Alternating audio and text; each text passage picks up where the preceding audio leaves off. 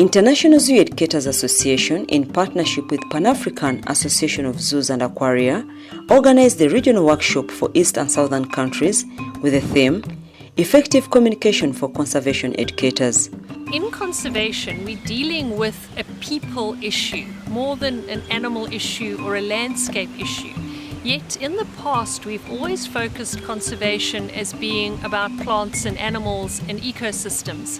And I think that now we're starting to realize that people may be the solution as well as the problem. And we need to start working really closely together with people. And that's where conservation, education and effective communication comes in. We found the funding through the SeaWorld Busch Gardens Conservation Fund. They're funding us to be here for these 3 days. So we're very proud of the fact that we've led the way in this particular initiative. We're all here together. We've got a number of modules that we're working through. There's a lot of time for interaction, a lot of time for networking. Have you done that with your communities? Have you done that with your students? Before telling them what they have to know, do you know what they need to know? Do they know that they need to know? The 3 days workshop was hosted at UWEC. David Musingo was amongst the workshop facilitators. Signage development is very, very important in facilities of this nature, like the zoo, because signages play a role of education or educating, informing, and communicating conservation education messages to our clients, to the audience. And I'm happy that the workshop is progressing very well. And now on the last day we are taking our participants to one of the signature projects in the community, and this is Makanaga Wetland System, where UWEC, Uganda Wildlife Education Center, is implementing an ecotourism project, which is a model project in Uganda and perhaps even the region, where local treasures were identified, where the local guides were identified and trained, and now the local community livelihood has improved.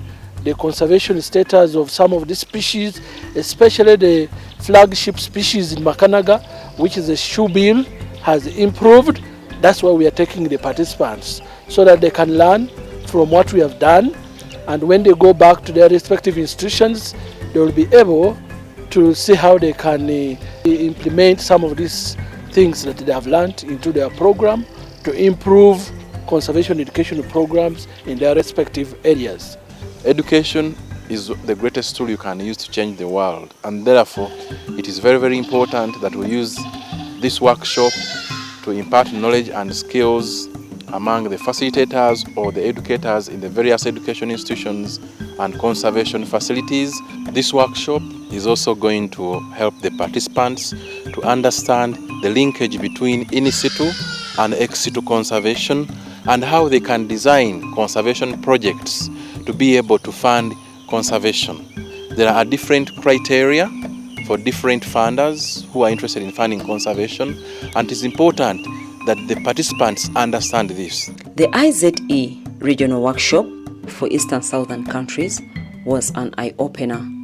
Participants pledged to do more conservation education in their communities. It's been a fantastic networking session. It's been fantastic learning points. We've been exposed to funding opportunities. I just feel like this is something that should be scaled up and passed on to the rest of Africa, so that we can have more educators forming a strong consortium, and so we can get the conservation movement for conservation education. It's been such a great opportunity for being here at work and learning about effective communication for conservation educators. This has been such a journey that we have been networking, learning from each other different way of conserving the environment.